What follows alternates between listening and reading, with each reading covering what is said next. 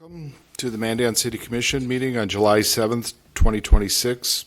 We're in the Ed Bosch Freilich Meeting Room, Mandan City Hall. It is 5:30 p.m. Mr. Neubauer, could you please take the roll call? Commissioners Heinchan. Here. Braun. Here. Balavic. Here. Schoberg. Here. Mayor Freilich. Here. And at this time, we will have our very own Jared Johnson from the Mandan Public Works Department lead us in the Pledge of Allegiance. Please remove any hats and stand.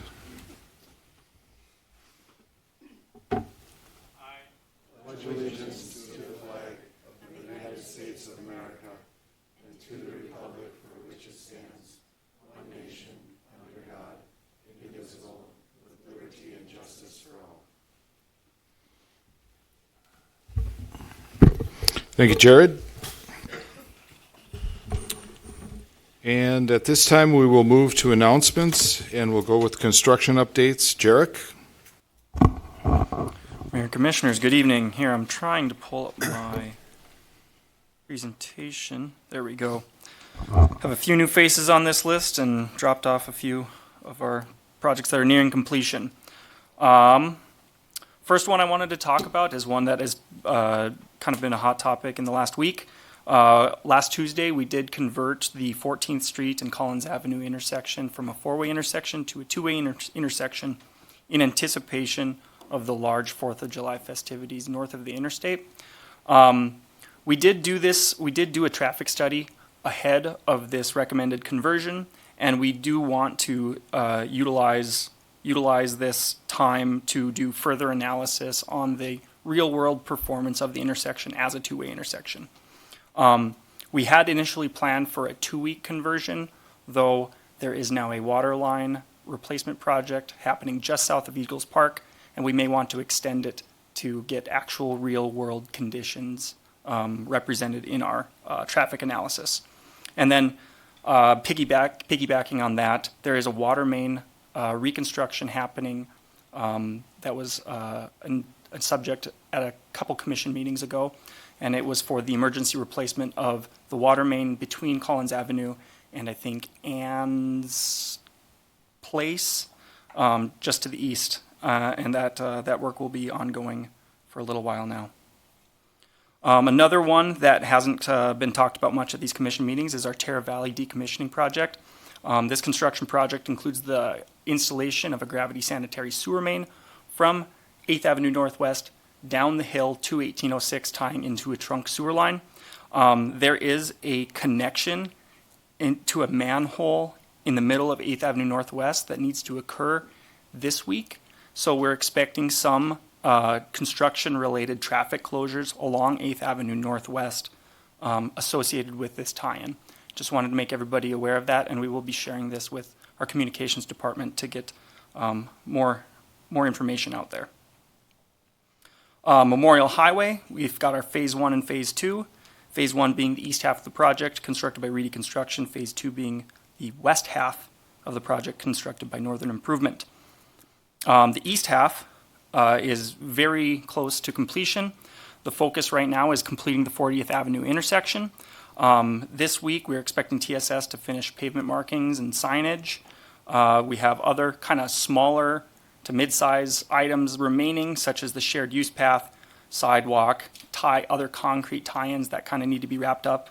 And then we have a lot of punch list items that include landscaping and maybe repairing some areas that have cracked or failed, and just punch list project closeout items, but very close to completion on the east half of the project. West half of the project, a lot of work was happening around the Main Street intersection ahead of 4th of July, and then temporary traffic control was removed. And then after 4th of July, it has been put back up, except for the work at the intersection has shifted to the south side of the intersection. So the traffic patterns at the intersection of Main Street and Memorial Highway are fairly different from what they were prior to the 4th of July holiday. There is also underground utility work occurring between 24th Avenue and Riverwood Avenue and on the south side of the roadway, and there was a temporary asphalt lane extension done on the north side of the roadway to accommodate this work. We're expecting that segment of utility work to be completed sometime in mid to late August. And then another topic of interest is there are groundwater dewatering activities performed along the corridor ahead of excavation. There's been a lot of questions regarding water flowing out of pipes at the intersection of 3rd or other points in the corridor, and it is related to groundwater dewatering. Our First Street or Downtown Street Improvement Project, we're still working on phases 1 and 2, shown in red and blue on the screen right now. Phase 1 this week, we're expecting concrete paving to occur, and phase 2, we're expecting storm sewer and roadway preparation to occur. And then after that, phase 1 would get the sidewalk, and phase 2 would start moving into like vehicular pavement, curb and gutter type stuff. And then after phase 1 is closed out, we're expecting phase 3 to open up after phase 1 is opened up, we're expecting phase 3 to, removals to begin on phase 3. And then once phase 2 is opened back up, we're expecting removals to begin on phase 4. So 2 phases would be open at all times, and they would basically be sequenced in the way they're numbered right now.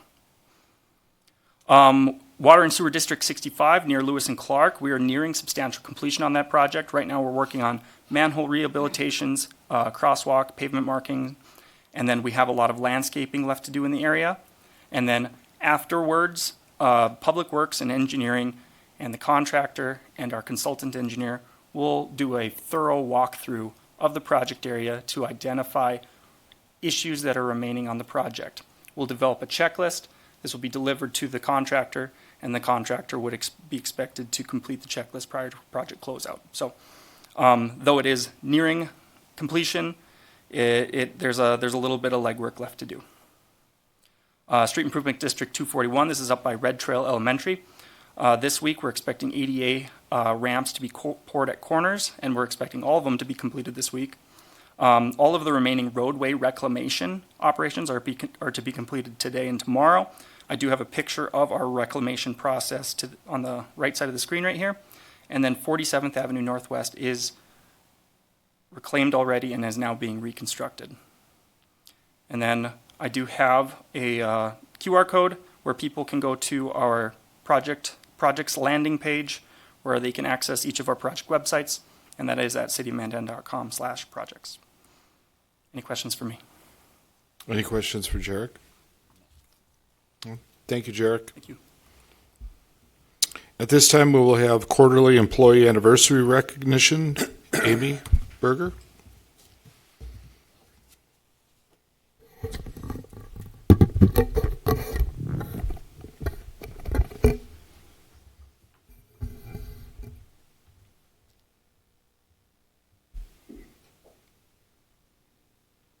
Okay, as Mayor Freilich said, we have our quarterly anniversaries for this quarter, quarter 2 of 2026. We have 14 employees that we are recognizing tonight.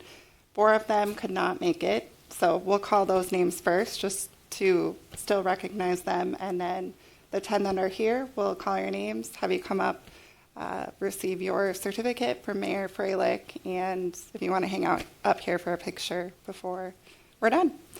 So the 4 that were not able to be here was Marique Gradzaleski, and he was Public Works laborer, 3 years.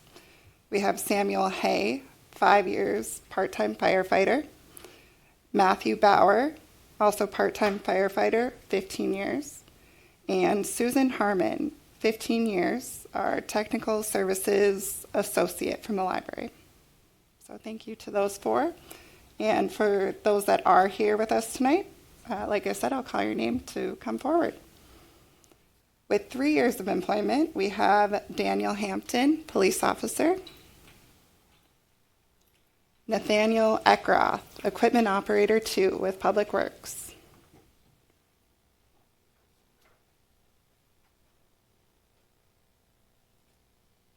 We have Ty Kruger, assistant wastewater plant superintendent.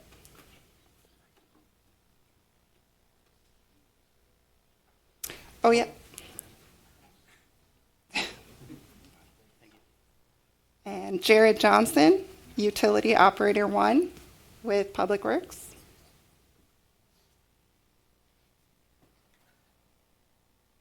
And Neil Lalage, Utility Operator 1.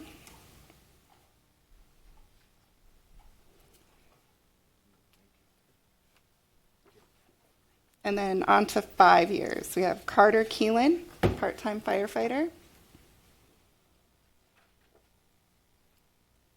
And Ethan Ekholm, Public Service Coordinator at the library.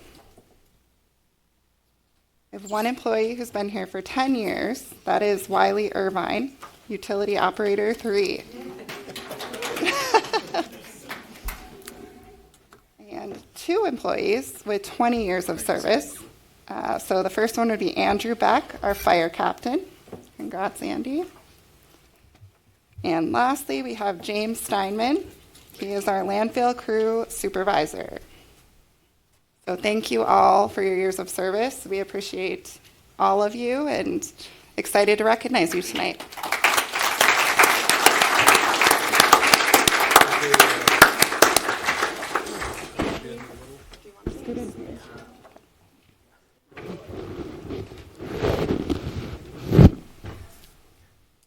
Everyone wants you to do 2 rows. There you go. Okay, I got it.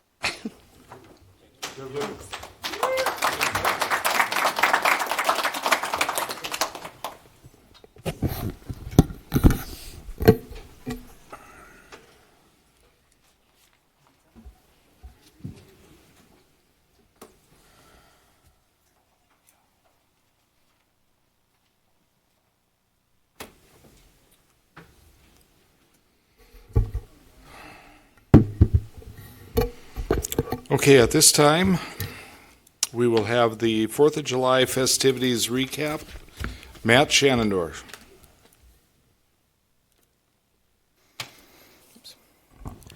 Good evening, Mayor, Commissioners. It's been a long holiday weekend. I'm still getting rested from it. But we did, I think we can safely say we knocked it out of the park for a America 250 celebration in Mandan for the 4th of July. If you were around town, you obviously saw much of the traffic and things like that started up on the 2nd and went through the 3rd and the 4th. We have a little highlight reel here really quick. I'll play.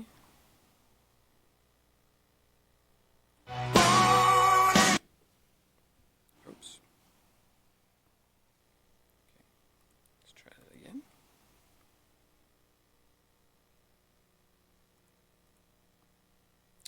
Refresh. Okay. Take 2.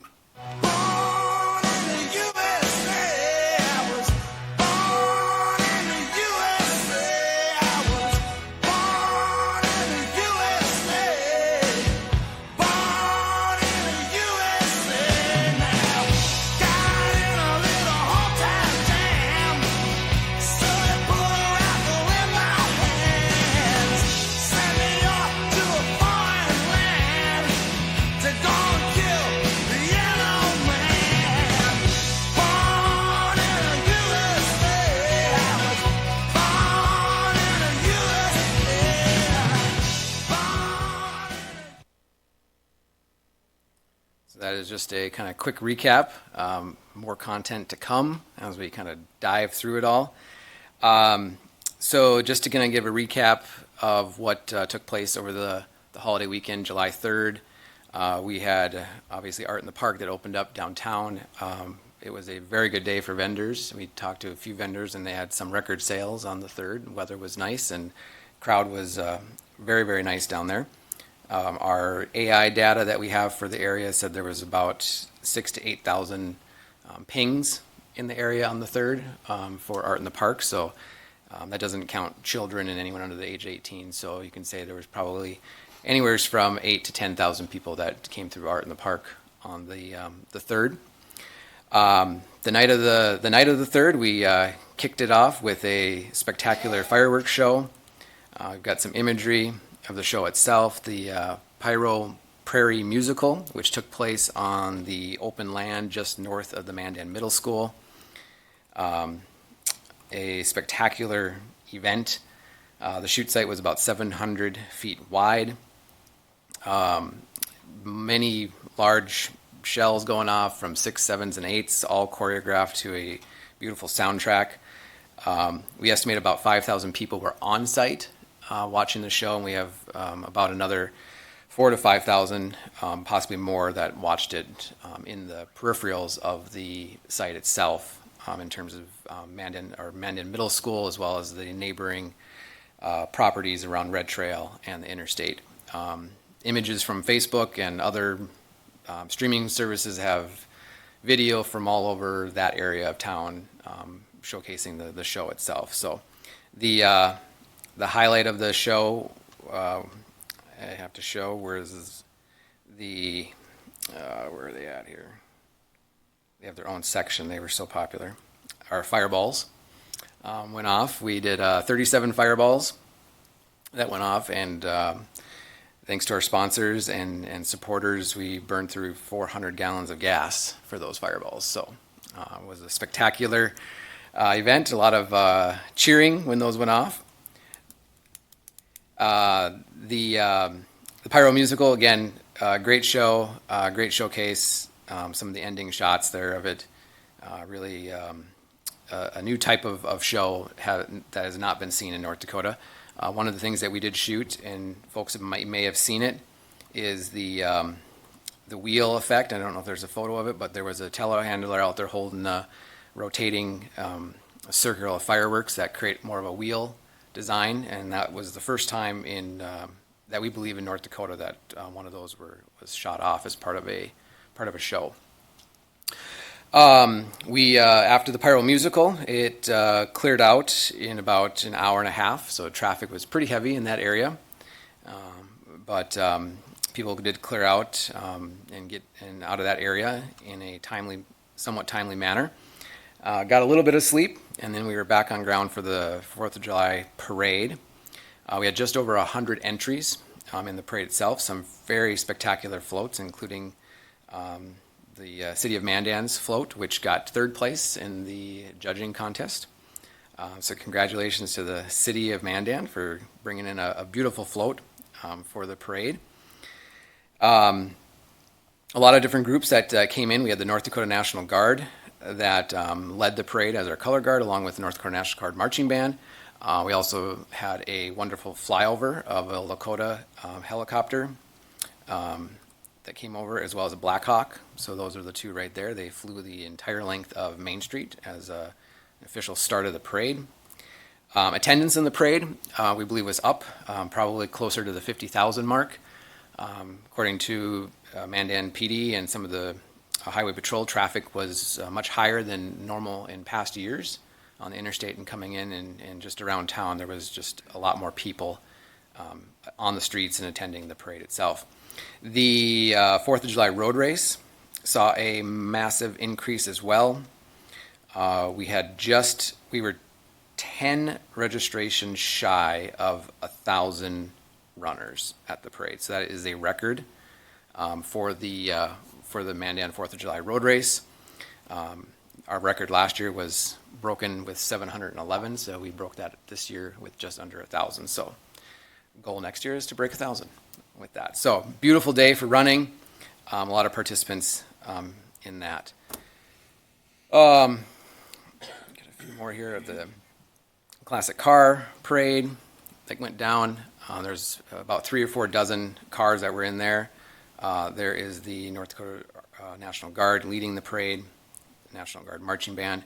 Our 2 large flags were debuted this year as well. So we had, and you saw them in the video, massive U.S. and North Dakota flags carried by the Mandan High School football and athletics students, and then the North Dakota flag was carried by BHS football team as well. So great weekend that we had throughout. A lot of good comments on Facebook and social media about the celebrations in Mandan. Both days were fantastic. Art in the Park on the 4th was busy again. was another record-breaking day for some of the vendors that we had. We had more food trucks than in years past. We actually had 2 food courts this year. And then we had vendor-wise, just under less vendors than we had in years past, but they all did very well when we talked to them. So, but yeah, great celebration of America 250 in Mandan. So, any questions? Any questions for Matt? Okay, thanks, Matt. Thank you. We do need to thank some people, though. Yes. We need to thank Dr. Belanger Yes. for donating the field. A big thank you to your crew. Thank you to the Mandan Public Schools for allowing us to access their parking lots and their property during the 3rd.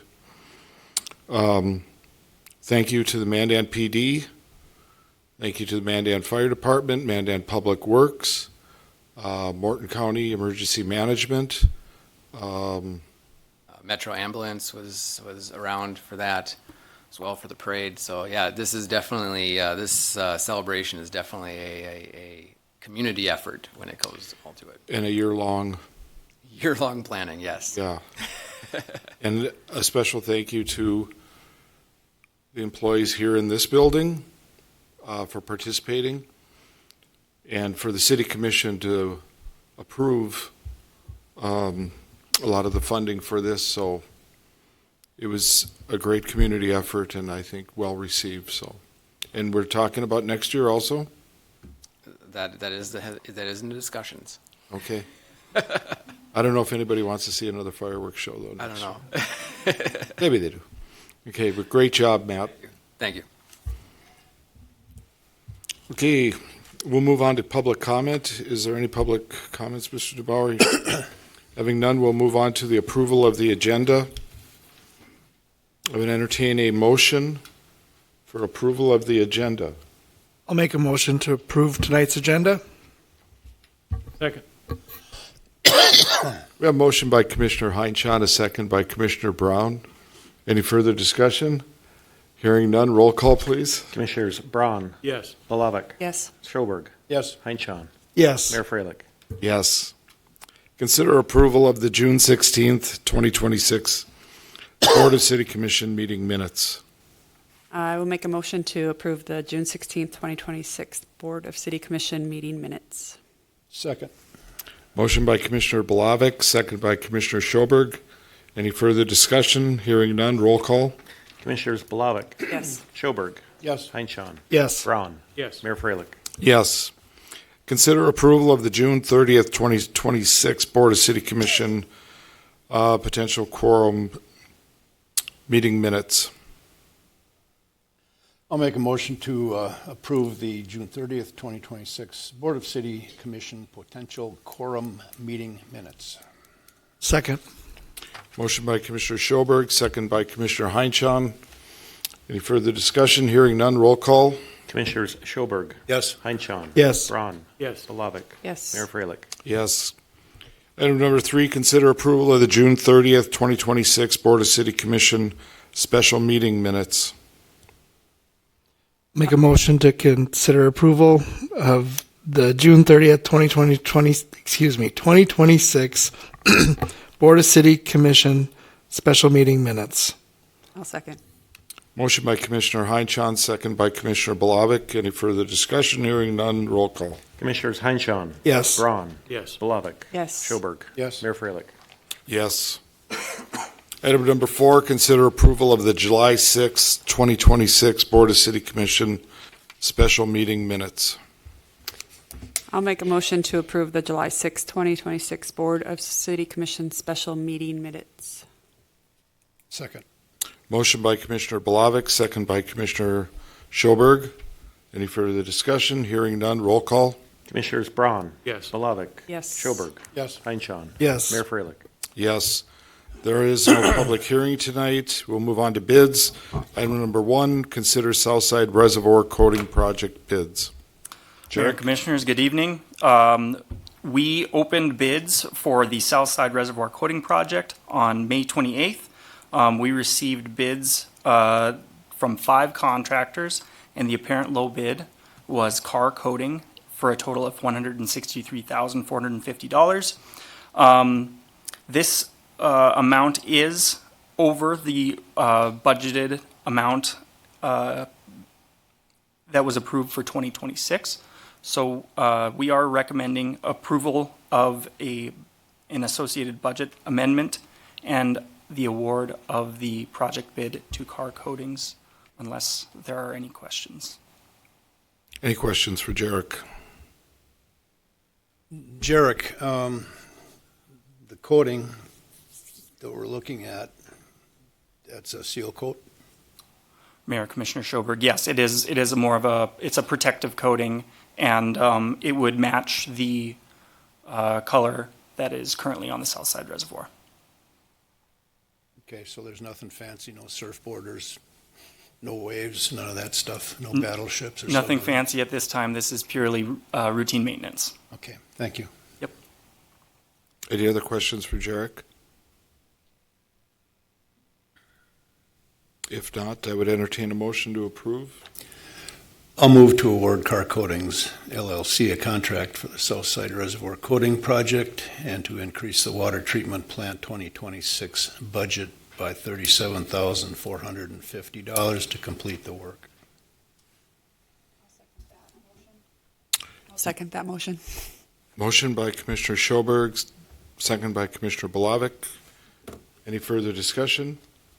Hearing none, roll call, please. Commissioners Blavik, Yes. Schoberg. Yes. Heinchan. Yes. Braun. Yes. Mayor Freilich. Yes. We'll move on to the consent agenda. Thank you, Jarek. And are there any items you would like removed from the consent agenda? Mayor, fellow commissioners, I would like to have item number 2 and item number 9 pulled from the consent agenda for our citizen education purposes. Okay, any other items? Okay, with that, I would entertain a motion to approve the consent agenda withholding item number 2 and item number 9.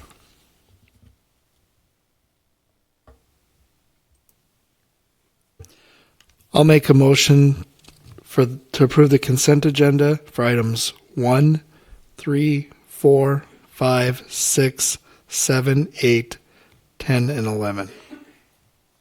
Second. Motion by Commissioner Heinchan, second by Commissioner Brown. Any further discussion? Hearing none, roll call. Commissioners Schoberg, Yes. Heinchan. Yes. Braun. Yes. Blavik. Yes. Mayor Freilich. Yes. We'll move to item number 2 on the consent agenda. Consider change orders 1 and 2 for the First Street Reconstruction Project, Street Improvement District 236. Riley? Good evening, Mayor Commissioners. So this project, as Jarek talked about earlier, is our First Street Reconstruction Project. These change orders 1 and 2 happened pretty early on in the project. So you can see, I'll zoom in right here on the intersection of 6th Avenue Northwest and First Street. Right over here, there's a storm sewer where we thought there was a PVC pipe stubbed out to continue forward on First Street. Turned out to be clay tile pipe, and it turned out to be a fairly difficult to remove clay tile pipe. And I do have some pictures from the contractor of kind of what made this area so difficult. So here's the clay tile pipe shown buried, and just above it is roughly a 30-inch box structure that is tied into the manhole on 6th Avenue. So the contractor kind of presented us with some options. We could remove this box and potentially damage it and increase project lead times, or they could attempt to remove this and upsize the manhole. The contractor felt that was the easiest solution for them to not delay the project any further. So they begin, here's a picture of the clay tile pipe. We don't get to see very good pictures of it very often, so I just wanted to show that it is actually just tile pipe kind of glued together. So it's just kind of interesting to see that that's what that looks like. So this is what they moved forward with. They began excavating using jackhammers, and this is some contractor ingenuity for you. They put shovels up there, put some bricks on, were able to kind of go at it at a good angle. So they began excavating out. You can see this is that PVC pipe we thought was in there that actually tied into this clay tile pipe right underneath that box structure. You can see they were still excavating it. This concrete was really thick, really hard for them to get through, and they had to spend a lot of man hours just down in this manhole kind of excavating that. Here's a picture of somebody who actually had to crawl in there once they were trying to slide in that new PVC pipe we talked about. They had to make it a little bigger, so And then lastly, this is kind of finalized what it looks like. So this is that new 30-inch PVC, all grouted and nice in our manhole now. Net increase for this to the project was roughly $33,000, and I'll take any questions you guys have. Any questions for Riley? It took about 10 days to do that. Yeah, it was a pretty long time. This is a DOT project, so the DOT did not give them 10 more calendar days for construction. They only gave them 2 days, feeling that the conditions did not present enough to give them a full 10-day extension. And this additional work was not expected. It was discovered only when they broke We surface. We assumed this was a 30-inch PVC pipe that we would be able just to connect into. It was actually a 24-inch clay tile pipe. Thank you. Any other questions for Riley? If not, I would entertain a motion to approve. I'll move to approve change orders number 1 and 2 for the First Street reconstruction project. Second. Motion by Commissioner Schoberg, second by Commissioner Brown. Any further discussion? Hearing none. Roll call, please. Commissioners Heinchan. Yes. Braun. Yes. Palovik. Yes. Schoberg. Yes. Mayor Freilich. Yes. We will move on to item number 9, consider task order with HDR for the design of Riverwood Avenue Southeast, 2026-02. Riley? Hello again, Commissioner and Mayor. So this project is kind of tied on with the Memorial Highway project. Shown in purple is the construction limits of Memorial Highway, and then that blue segment would be the section not currently slated to be reconstructed with the project. As the engineering department, we feel we should take advantage of the quantities of scale with Memorial Highway project going on and finish out this road and do construction all at one time, so we're not inconveniencing residents, not inconveniencing business owners twice in a short time frame. This road is kind of at end of life, and I can kind of show you a timeline. So we did attempt to get this project fully concluded on the Memorial Highway project. The DOT told us that that was not possible. So then we applied to the state for flex funds. We were unsuccessful in awarding those flex funds. So kind of at present day, we feel it's best to take advantage of contractors in the area, and again, just making sure we're not inconveniencing people right after one project and coming back with another one. And if we were to apply for future funding, that would just delay the project and the road can continue to get worse for wear. So before you today is the amendment with our contract with HDR to finish out design of this road and help us perform some administrative tasks. We did meet with business owners 2 weeks ago, I believe, roughly on my timeline here. We met about 2 weeks ago, and business owners were in support of us continuing forward with this project. Okay. Any questions for Riley? Riley, there's one point that I guess we had talked about earlier, that a question on, in case it would come up. First of all, there's three entities at a minimum working on this. It's not inclusive of the state agencies that are part of this as well. So there's something called ground penetrating radar would have been an additional cost. And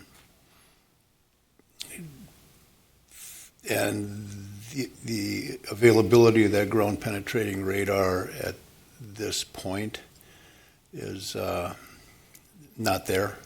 I believe it's out of state for one of the engineering firms, which would mean an additional cost to mobilize that ground penetrating radar truck from Nebraska to North Dakota. So we're not able to do that at this point unless that task out of state is finished earlier. Is that correct?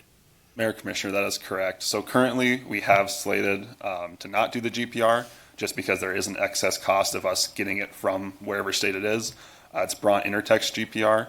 But we did want to have the item included in the scope and fee so that if we got a chance to do it, we'd like to do it. We do feel it helps us communicate well with residents, as well as gives us a good idea to kind of finish our pavement design thoroughly and make sure we're kind of giving the road what it needs, hitting the right buttons on our levers and making sure everything looks good on our end. Thank you. Any other questions for Riley? If not, I would entertain a motion to approve. I'll move to approve the task order number 7 for HDR to perform design work on Riverwood Avenue Southeast. Second. Motion by Commissioner Schoberg, second by Commissioner Heinchan. Any further discussion? Hearing none, roll call, please. Commissioners Braun. Yes. Palovik. Yes. Schoberg. Yes. Heinchan. Yes. Mayor Freilich. Yes, there is no old business tonight. We'll move on to new business. Consider an engineering service agreement with AE2S for the design of the wastewater treatment facility project. Jarek? Mayor and Commissioners, for you tonight, we have a short presentation. It's been a little bit of time since we've last presented this at the commission meeting, and Commissioner Blavik this is maybe one of the first times that she's been seeing it too. So we have a short presentation prepared, and Zach Ranasate will come and give that, and then I will come back up for any questions and recommendations.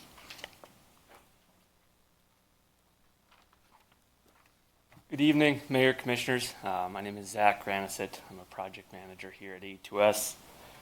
Over the past couple of years, the Commission has received a lot of presentations on different aspects of the wastewater project, and we felt it was prudent tonight just to give you a background of how we got here today, what the findings of our reports were, the intent of the project and what we're trying to accomplish, and the overall project schedule. And I will try to keep this very high level to avoid taking up everyone's time. So looking at the project background, the plant was built in 1997. Fast forward to 2011, AE2S did a master plan on the facility. The outcome of that master plan is there were facility upgrades in 2012, 2013, and 2016. Following that, in 2023, the city did a master plan update. So AE2S came back, we looked at that master plan, we looked at the basis of design, and we updated it. And we were trying to figure out what needs to happen from here on out to set the plant up for success. The findings of that report, the city decided to say, okay, if the project is going to be this big, let's look at a greenfield analysis. Let's do our due diligence. What other options do we have? The project cost for that came in too high. So it kind of came back to our findings of the master plan. And then to the city's credit, they still wanted to do their due diligence. They hired another consultant to do a peer eval of our master plan update. Once those were all concluded in 2026, in February of 2026, the city went out for an SOQ for engineering services.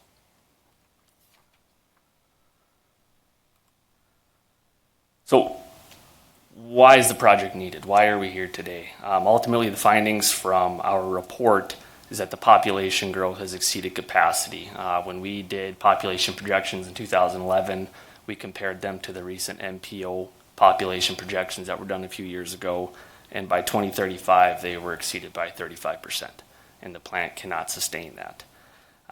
In 2028, it will exceed biological capacity. That doesn't mean it's going to overflow. That just means that it's going to be harder to treat. During peak rain events, Ryan and his staff have to bypass to the emergency ponds because the plant can't maintain that kind of flow and treatment. And one of the big sticking points is lack of redundancy. So Ryan and his staff do not have the capability to shut down the clarifier in that plant to do any routine maintenance. And since it was installed in 1997, it has yet to be shut down, and it's getting towards the end of its useful life. And as we all know, odor issues. So as part of this project, we will make sure that we address the odor issues. So project overview, real high level. The goal is to do a completely new liquids treatment train and a solids treatment train. The main goal is to get a 20-year capacity increase. And when I say 20-year capacity increase, that doesn't mean that the plant is going to last 20 years. The plant's going to last 60 to 70 years. A good analogy, think about it like your Mandan High School that was just built. You build it based on what you anticipate for enrollment over the next couple decades. And if enrollment exceeds what you expected, you can add on to it. You don't have to tear everything down. It's just simply adding on. There will be obviously O&M throughout those 20 years, but we'll make sure that we hit that. And then future regulations. The city of Mandan has the benefit of discharging the Missouri River, so your regulations are relaxed. But if you're investing this kind of money into a plant, we want to make sure we plan for those future regulations when they do hit, so we aren't stuck in the same situation that we are again today. And then significant reduction in odor. That has been one of the highest priorities since discussion has started on this project, and that will remain a high priority as we progress through design. And right now, planning level, total project cost is $120 million. The agreement that is taken in front of you guys today, in front of commission today, is preliminary engineering. So we'll refine that total project cost as we get into final design. And this is when construction manager at risk comes into play. The city of Mandan is used to seeing projects be designed by an engineer, publicly bid, and contractors bid on it. The delivery method that we are going to use for the Mandan wastewater project is construction manager at risk. Ultimately, it's a collaborative effort between the engineer, the owner, and a contractor. The beauty of it is we still have to go out for RFP for CMARs. They have to submit a proposal, we score them, we evaluate, and we select that CMAR. And at every single design milestone, 30%, 60%, 90%, they give us a cost estimate based on what they're seeing. And then at the end, they give us a guaranteed maximum price. So if the city's budget is $120 million, and we get towards that 90%, if we're less than that $120 million, is there anything we need to add that can make up that 120? Or if we are over that 120, we start comparing needs versus wants to bring it back down to that 120 million. So the contractor issues a guaranteed maximum price, knowing what that budget number is that we need to stay in, instead of opening bids on bid day and God forbid they get high. And then lastly, anticipated schedule. We will take preliminary design through end of 2026. We will get a CMAR on board yet this year. We'll work through solicitations and interviews and proposals here in the next couple months. And then starting in 2027, we will work through final design. That will likely take the entirety of 2027. And then we anticipate construction starting in Q1 of 2028. Bulk of construction going through Q3 of 2030, and then start up and commissioning Q4 of 2030 and Q1 of 2031, and hopefully fully online by Q2 of 2031. Now, I know I rambled a lot. I kind of threw a lot at you. Does anyone, before I hand it back off to Jarek, do any commissioners have any questions for me? Any questions for Zach?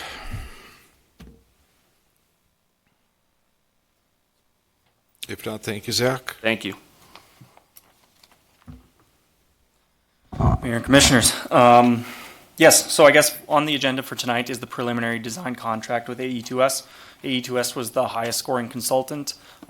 Previously, the commission had authorized us to begin scope and fee negotiations with AE2S, and we've locked in on a scope and fee that we're very comfortable with. $1.855 million is a big number, but in the grand schemes of a $120 million project, this is an appropriate amount to start things off with. It's our recommendation to approve the preliminary engineering agreement, and I can answer any questions if anybody has any. Any questions for Jarek? If not, what are your wishes? This is the first step. Of many. I'll move to approve the preliminary engineering services agreement with Advanced Engineering and Environmental Services, LLC, parentheses, AE2S, parentheses, for the Mandan Wastewater Treatment Facility Expansion Project as presented. I'll second that. Motion by Commissioner Schoberg, second by Commissioner Bolovic. Any further discussion? Hearing none. Roll call, please. Commissioners Bolovic, Yes. Schoberg, Yes. Heinchan, Yes. Braun, Yes. Mayor Freilich. Yes. Item number 2 under new business, request for authorization to advertise for bids, landfill cell excavation project. Mr. O'Keefe? Good evening, Mayor and Commissioners. Tonight I am requesting authorizations to advertise for bids for excavation of a new landfill disposal cell once engineering plans and specs are completed by Toman Engineering. As part of the landfill's master planning effort, Public Works and Tolman Engineering are evaluating long-term future of the landfill and developing a plan intended to guide operations over the next 30 to 50 years. Historically, the landfill cells that we've currently been digging have been approximately 15 to 20 feet. The proposed cell currently is approximately 275 feet long, 150 feet wide, and 30 feet deep, requiring excavation of approximately 65,000 cubic yards of material. Airspace is the landfill's most valuable asset. Every cubic yard of airspace we create extends the life of the landfill and maximizes the value property the city owns already. By increasing excavation depth from what historically has been done, we significantly increase disposal capacity, expanding the landfill's footprint. Current estimate indicate excavation costs to be approximately $325,000 based on preliminary excavation pricing. Last year, the landfill accepted approximately 17,000 tons of inert material, and we haven't seen that slow down. Will probably be an uptick. Right now, we're matching numbers of last year at the same time. As the landfill stands today, it is not a significant revenue generation operation. It is a public service and a critical piece of the community infrastructure. This project is being proposed because maintaining disposal capacity is necessary to continue providing the service. Based on current disposal volumes and preliminary engineering evaluation staff estimates, this excavated cell that we're proposing could provide 4 to 5 years of capacity with the potential of 8 years or more a future above grade once we can finish the full grade of the cell. Tonight's request is a simple authorization to advertise for bid once plans are specified and finalized. After bids are received and evaluated, we will return to commission with recommendations for award and the project final cost. Any questions for me? Any questions for Shane? Shane, as it is with the wastewater treatment plant, there are an amazing amount of federal regulations that we need to abide by that are also driving this initiative. Is that correct or not? Commissioner Schulberg, Mayor Freilich. Yes, NDDQ, we have all our current up-to-date permits with them, and we can only have so much of a cell open at a time and so much open acreage. As we build this cell, we will be closing the existing cell today as the requirement from North Dakota. The specs are, they're I don't want to go too far in depth into them, but yes, we are definitely held to the book by North Dakota. Okay, thank you, sir. Okay, any other questions? If not, I would entertain a motion. I move to authorize Public Works Department to advertise for competitive bids for the new landfill disposal cell excavation project upon the completion of the final plans, specs, and bid documents. Second. Motion by Commissioner Blavik, second by Commissioner Brown. Any further discussion? Hearing none. Roll call, please. Commissioners Schoberg, Yes. Heinchan, Yes. Braun, Yes. Malavik, Yes. Mayor Freilich. Yes. We'll move on to resolution and ordinances. This is the second consideration of ordinance number 1485, which is a zone change from agricultural and CA commercial to R7 and R3.2 residential, CA and CC commercial for school district, 8th edition. Jordan or Rachel? Jordan. It'd be me. Good evening, Mayor Freilich, Commissioners. Before you is ordinance 1485, which has to do with the existing old, we'll call it the old school site, school district property that includes R7 single family for Lot 3, Block 1, and Lot 1, Block 4.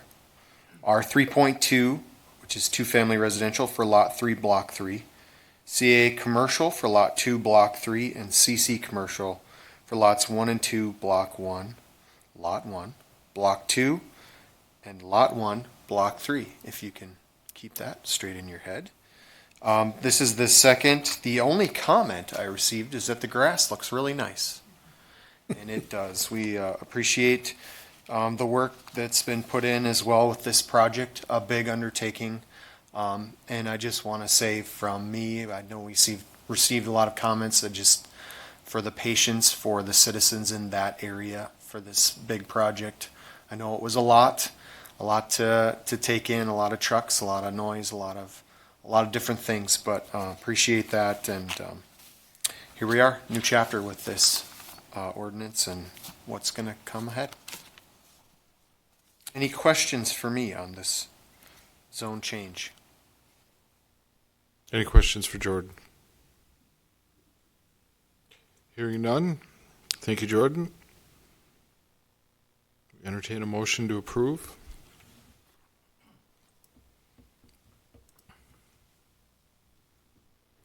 I move to approve the second consideration of ordinance 1485.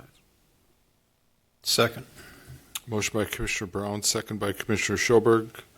Any further discussion? Hearing none, roll call, please. Commissioners Heinchan, Yes. Braun.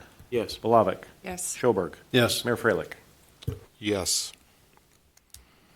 Okay, we will move on to other business, and the next item on the agenda is to consider entering into an executive session pursuant to the North Dakota Century Code 44-04-19.2 to discuss contract negotiation strategies to Auditor's Lot J of Southwest Quarter, Southwest Quarter, less Lot 2 of J and less Lot 3 of J.06 AC, 11.22 acres, 11625, Section 15 Township, 139, Range 81, Morton County, North Dakota.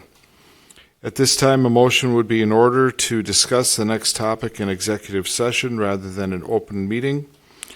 Is there such a motion by the commission? So moved. Second.